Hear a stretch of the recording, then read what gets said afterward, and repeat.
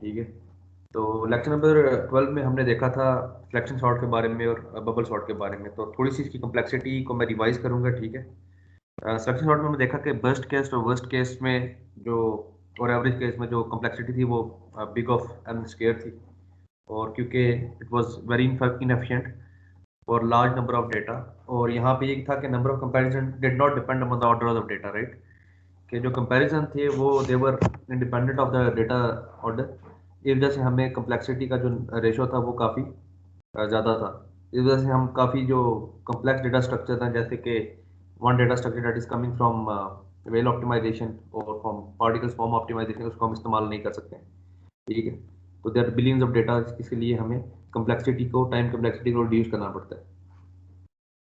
Third point इसका complexity का था कि the number of comparison performed is same whether the input is sorted, reversed और in random order. होता क्या है कि अगर मेरे पास एक सॉर्टेड डेटा स्ट्रक्चर पड़ा हुआ है तो मुझे चाहिए कि मैं उसमें नंबर ऑफ कंपैरिजंस परफॉर्म ना करूं। लेकिन होता क्या था सिलेक्शन सॉर्ट में कि हमें तब भी चेक करने के लिए वन बाय वन फील्ड में सिलेक्शन सॉर्ट में कंपैरिजन परफॉर्म करना पड़ता था, जिससे हमारी जो कम्प्लेक्सिटी वो एन स्क्वायर को रीच कर गई थी, ठीक है। Selecting the lowest element requires scanning of all elements.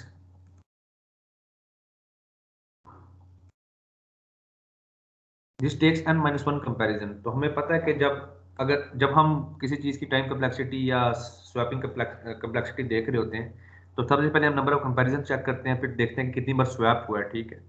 तो यहाँ पे नंबर ऑफ कंपैरिजन भी n माइनस वन थे और नंबर ऑफ स्वैपिंग भी n माइनस वन थी, तो this leads to n square minus n over two, जैसे कि हम यहाँ पे देख सकते हैं, ठीक है। और इसको हम in the highest form of n लिखते हैं n square. This is the big of n capital notations, कि यहाँ पे हमारे पास जो कम्प्लेक्सिटी है that is at the peak value. Each of this cans require one swap for one element, यानी कि हमें ना कुछ करते हुए भी एक स्वैप की ज़रूरत मौजूद होती है इन कम्प्लेक्सिटी ऑफ वर्स्ट केस, ठीक है। इन वर्स्ट केस तो हमें स्वैप हर सिलेक्शन सॉर्ट में चाहिए होता है, लेकिन यहाँ पे हमारे पास कंपैरिजन भी मतलब मैंने एक बार कंपेयर किया, स्वैप किया, कंपेयर किया, स्वैप किया, तो मेरे पास दो तरह की कम्प्लेक्सिटी आ गई, कंपेरिजन स्वैपिंग, जो कि ऐड हो जाती हैं एंड पे, ठीक है। सो इन समराइजिंग हमारे पास के वर्स्ट केस, बेस्ट केस और एवरेज केस में जो कम्प्लेक्सिटी है that is big of n square. It means that this sort of selection sort is not suitable for data that is in vast number or it's not arranged, ठीक है। even it's arranged or is above the average case, तो हमारे best case में भी जो performance होगी वही होगी कि हमने एक एक करके सारी फील्ड को क्या करना है, आइटरेट करना है, ठीक है। तो क्वेश्चन फिर आता है कि थोड़ी सी एफिशिएंसी की, क्योंकि हमने सबसे पहले स्टार्ट किया था बबल सॉर्ट को, फिर सिलेक्शन सॉर्ट को, फिर अब इंसर्शन सॉर्ट पे आएंगे, and will see that how it is not as slow as bubble sort but is very easy to understand, ठीक है। This lecture is very easy, क्योंकि ये ऐसे ही है कि जैसे मैं आपको एक एग्जांपल आगे चल के दूंगा एक कार्ड्स की, कि आपके पास एक डेक ऑफ कार्ड्स है, ठीक है, और आपने उनको होल्ड किया फॉर अ सेकंड, और रेंडमली आपने जो कार्ड्स को डिस्ट्रीब्यूट किया, ठीक है। जब आपने रेंडमली कार्ड्स को डिस्ट्रीब्यूट किया है, तो जब आप कार्ड्स उठाते हैं तो सपोज आपके पास पहले 4 आया, दूसरा कार्ड आपके पास 5 आया, तो आप 5 को 4 के राइट हैंड साइड पे रखते हैं।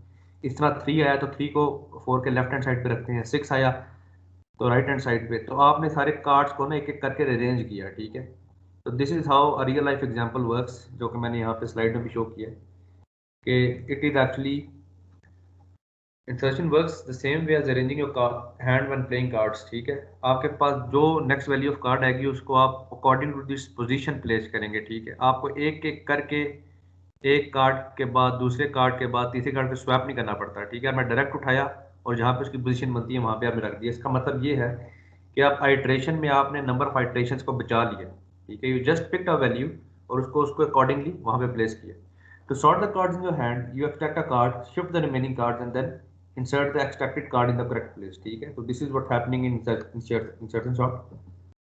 टेक्निक क्या है, the array of values to be sorted is divided into two sets। अब होता क्या है कि मेरे पास दो तरह के सेट्स बन जाते हैं, एक मेरे पास सॉर्टेड सेट है और दूसरा हो गया अनसॉर्टेड, ठीक है।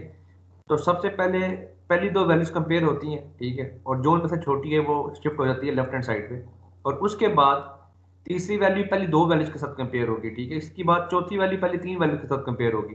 तो अब हम ये नहीं कर रहे कि हम एक एक वैल्यू को एक एक वैल्यू के साथ कंपेयर कर रहे हैं। जो हमारे पास सॉर्टेड लिस्ट बन जाती है लेफ्ट हैंड साइड पे, उसको हम टोटली कंपेयर करते हैं from the right hand side. तो नंबर सेकंड पॉइंट है the sorting algorithm will proceed until there are elements in the, तो ये तब तक चलता रहेगा सॉर्टिंग एल्गोरिथम जब तक मेरे पास अनसॉर्टेड सेट मौजूद है, और जब ये खत्म हो जाता है तो तब तक मेरे पास सारी लिस्ट सॉर्टेड आ जाती है, right. Suppose there are n elements in the array, हमारे पास n elements in array, initially the element with index 0 assuming LB is equal to 0 is in sorted set, ठीक है। rest of the elements are in unsorted set। तो मेरे पास क्या है कि मेरे पास दोनों के लिए एक अरे है जिसकी इनिशियल वैल्यू 0 है, तो मैं 0 से फाइनल वैल्यू के साथ जाऊंगा, और अगला जो मेरे पास पॉइंटर होगा उसको मैं 1 से स्टार्ट करूंगा और n-1 की तरफ लेके जाऊंगा। मैं आपको बताऊंगा प्रोग्रामिंग में हम कैसे इंप्लीमेंट करते हैं। It's a very simple code using 2 for loops. The first element of the unsorted partition है अरे इंडेक्स 1, ठीक है। तो हमारे पास मैंने आपको बताया कि एक को मैंने 0 से स्टार्ट किया और एक को n-1, मतलब जो मेरे पास सॉरी 1-1 की वैल्यू 0 बनती है, इंडेक्स 0 वहां से स्टार्ट करता हूँ, ठीक है। During each iteration of the algorithm, the first element is unsorted, satisfied and inserted into the correct position। तो होता क्या है कि हमारे पास जो मतलब एग्जांपल ये है, एग्जांपल भी मैं आपको दे सकता हूँ, ठीक है। यहाँ पे कि सपोज मेरे पास 20, 30, 40 और 10 की एक अरे है, ठीक है। तो होता क्या है कि सबसे पहले मैंने एक पॉइंटर मैंने स्टार्ट किया फ्रॉम द फर्स्ट लोकेशन जो कि इंडेक्स की पहली लोकेशन है, दूसरा स्टार्ट किया हम 0, और मैं देखूंगा कि 30 जो है वो 20 के साथ कोइंसाइड करते हैं या नहीं, तो मैंने दोनों की वैल्यूज को आपस में रिप्लेस करवा दूंगा। तो यहाँ पे 20 ऑटोमेटिकली ठीक है, तो हमें स्वैप की जरूरत नहीं पड़ती है। तो क्या होगा, यहाँ पे चलेगा फर्स्ट पास पे चेक करेगा नहीं, फिर 40 पे आएगा, वो कंपेयर करेगा 30 और 20 के साथ, तो देख सॉर्टेड, ठीक है। जब 10 पे आएगा तो क्या करेगा वो, 10 को 40 के साथ कंपेयर करेगा, छोटा है। 10 को 30 के साथ कंपेयर करेगा, छोटा है। 40 20 के साथ कंपेयर करेगा तो छोटा। तो यहाँ पे क्या हो जाएगा, एक ही आइट्रेशन में मेरे पास 10 20 40 10 20 30 और 40 आ जाएगा, ठीक है। तो यहाँ पे मैं एक एक करके वैल्यूज को लेफ्ट या राइट रिप्लेस नहीं करवा रहा हूँ, मैंने एक वैल्यू को पूरी लिस्ट में कंपेयर किया और जो उसकी राइट पोजीशन बनती थी उसको वहां पे शिफ्ट कर दिया, ठीक है।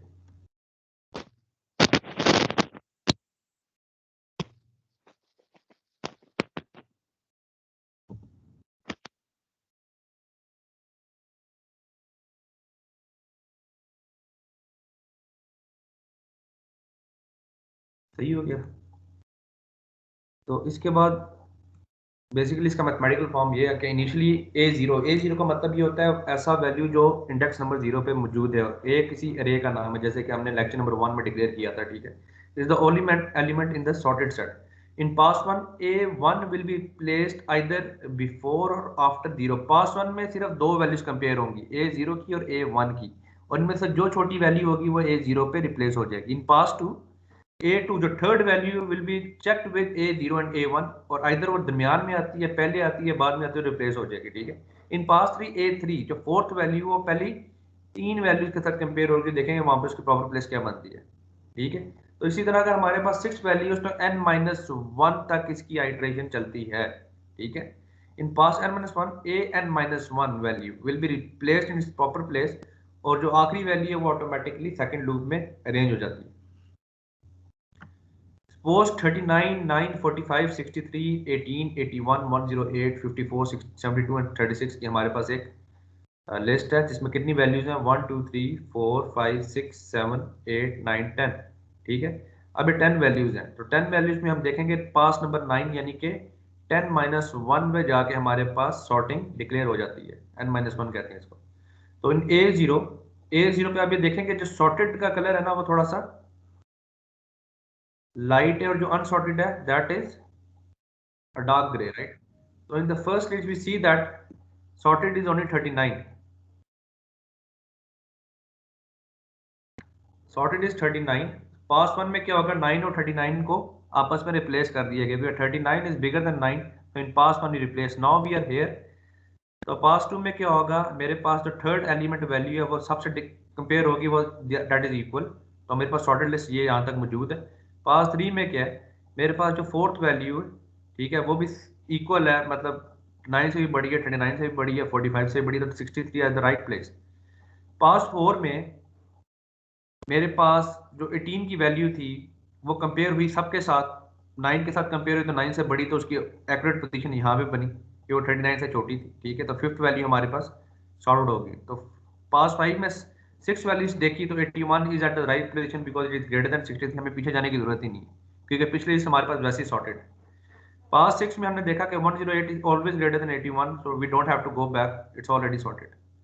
पास 7 में हमने देखा जो 8th वैल्यू थी 72, now it is short smaller than 108, so we will compare it with 108, 81, 63, 63 से कंपेयर करेंगे तो it is bigger than that, तो हम 63 से आगे इसको प्लेस कर देंगे, ठीक है। तो इसी तरह पास नंबर 9 में 10th value is already checked with 36 and 36 is placed at the right position. So in n-1 cases we just do the insertion sort by quickly replacing the values, picking one value from one position and putting it to the right position. Similarly, there is another example, theoretical examples, कि मेरे पास एक array है that is of value 67, 33, 21, 84, 49, 50 and 75. So actually in the initial sort sublist of element 1 what's happening, कि 67 को पहले 33 के साथ compare किया तो we know that 33 is smaller than 67, so it's replaced. In the second pass similarly अब 21 है, 21 compare होगा 67 के साथ और 33 के साथ, so it will be shifted 2 swaps. So हम अब यहाँ पे कंपैरिजन की बात करें तो in the first thing there was no comparison and no swapping, ठीक है। In the second pass there was one comparison and one swap. Second pass 2 comparison 2 swaps, ठीक है। तो अगर हम वर्स्ट केस की बात करें तो इसकी वर्स्ट केस भी एन स्क्वायर बनता है, बिग ऑफ एन स्क्वायर। लेकिन अगर हम इसकी बेस्ट केस की बात करें, जैसे कि मेरे पास अगर लिस्ट सॉर्टेड है तो मुझे 1 बाय 1 उसको स्वैप करने की कोई जरूरत नहीं है। मैं एक बार लिस्ट को चेक करूंगा और मेरे पास स्वैपिंग 0 आएगी, इट मींस के जो बेस्ट केस है that is not an square, that is an, right. So there is no notation of n. So we will see that how the worst case and the best case are associated to the insertion sort, right? Sir ये जो code लिखना पड़ेगा sir, अगर sorted है पहले से list, हाँ जी, तो सर उसके लिए कोड भी लिखना जरूरी होगा, लेकिन हमें तो पता ही चल जाएगा कि ये ऑलरेडी नहीं सॉर्टेड है, नहीं नहीं, तो उसके लिए देखो मैं कोड बात ऐसी होती है कि आपने जब कोई कोड डिजाइन करना है तब आपको पता होता है। Suppose you are taking n values randomly from a user, आप किसी से वैल्यूज यूजर से रैंडमली मांग रहे हैं, ठीक है, और आपको एब्स्ट्रैक्शन है, मतलब आपको ये नहीं पता कि कौन सी वैल्यूज उसने एंटर की है, बेशक वो 1 2 3 4 5 हो, लेकिन आप तो मतलब एंटर करने वाले बंदे, आप प्रोग्रामर नहीं है, तो फिर क्या करोगे? कोड तो लिखना ही पड़ेगा हमें। जी सर। हाँ, सर कोड मेरा लिखना है। हाँ जी, एक और क्वेश्चन है सर। जी जी।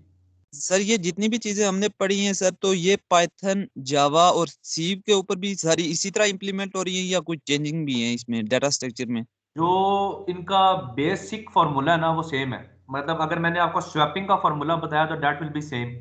मैंने आपको बबल सॉर्ट का बेसिक फॉर्मूला बताया है। हाँ, सिंटैक्स चेंज हो सकता है, सी का सिंटैक्स डिफरेंट है, जावा का डिफरेंट है, आर का डिफरेंट है, पाइथन का डिफरेंट है। मेरी बात समझ रहे हो?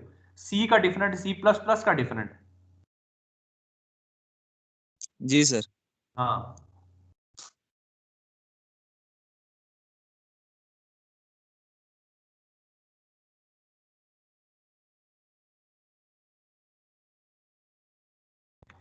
तो बेसिकली हमने ये देखा कि बेसिक यार थीम पता है क्या, आपके पास अगर मुख्तलिफ तरह के, अगर मैं आपको अरेंज देता हूँ ना, मैंने सॉरी क्विज एक अरेंज किया था लेकिन मैं उसको टाइमली परसू नहीं कर सका, तो I try to that give that in this week.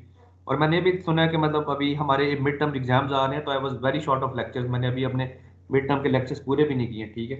तो maybe I will be needing extra classes for that. तो कहने का मतलब ये कि एक सिनेरियो है, suppose you ask me questions which are very familiar with what I was trying to ask with my teachers as well, कि मेरे पास अगर 3 4 डेटा सेट्स हैं, ठीक है, जिनमें से कुछ अरेंज्ड हैं, कुछ बेस्ट ऑर्डर अरेंज्ड है, कुछ एवरेज केसेस अरेंज्ड है। आप सबको आवाज आ रही है मेरी? Yes sir. Yes yes yes sir. हाँ जी। तो मैं आपसे ये पूछूंगा कि यार यहाँ पे सबसे बेस्ट एग्जांपल क्या हो सकती है, ठीक है। अब देखें, दो तरह के केसेस हैं। अगर मेरे पास बेस्ट केस मौजूद है तो मैं वहां पे सिलेक्शन सॉर्ट भी लगा सकता हूँ, इंसर्शन सॉर्ट भी लगा सकता हूँ, ठीक है। और अगर मेरे पास वर्स्ट केस मौजूद है, मैं देखूंगा मेरे पास सबकी कंप्लेक्सिटी सेम है, तो you can use any of the sorting algorithm you want to. लेकिन मेरे पास प्रिसाइजली उसका आंसर जो है वो आपने शो करना है कि क्या कौन सा बेस्ट सिलेक्शन प्रोसीजर था, उसका कोड क्या लिखा था, ठीक है, सिंपल एज दैट। क्योंकि ऐसा होता है कि यार बेसिकली मुझे कोड देख के अंदाजा हो जाता है कि आपने क्या लिखा है उसमें, या इस कोड की लॉजिक बनती है नहीं बनती। कुछ ऐसे मतलब अगर आप क्लियरली अपने वेरिएबल्स को डिफाइन कर दें, ठीक है, आप ये बता दें कि मैंने आपको पहले बताया था, आप in the commenting you must show कि आपके दिमाग में क्या चल रहा है। बेसिकली वो लूप सही हो या ना हो, लेकिन मुझे अंडरस्टैंड करने में आसान हो जाएगा। तो कमेंट्स में ना डबल स्लैश डाल के आप ये बता दिया करें कि इस जगह मैं suppose I am trying to have a for loop to get the values from the user. यहाँ पे आप डबल लाइंस डाल के पूछते हैं कि now I am trying to have values to print.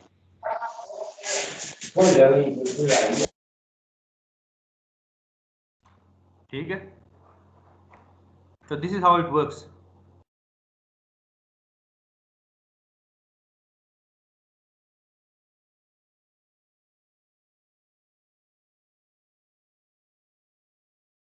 या जस्ट वेट, एक थोड़ा सा ट्रिपिंग का मसला है।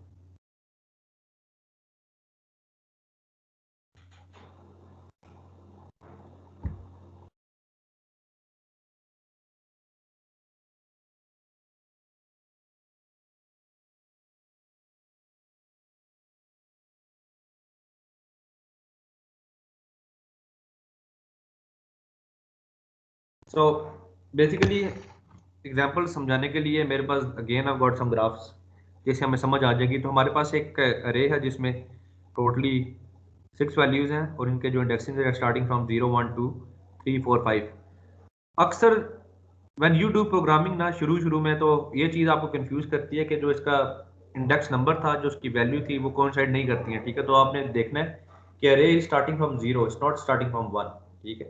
तो this is one thing that we use. Just give me a second.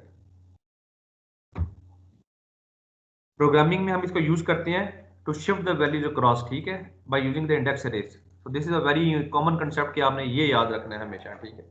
कभी कभी ऐसा सवाल भी आ सकता है कि मैं आपको कंफ्यूज कर दूं विद अरे इंडेक्स एंड थिंग्स, राइट।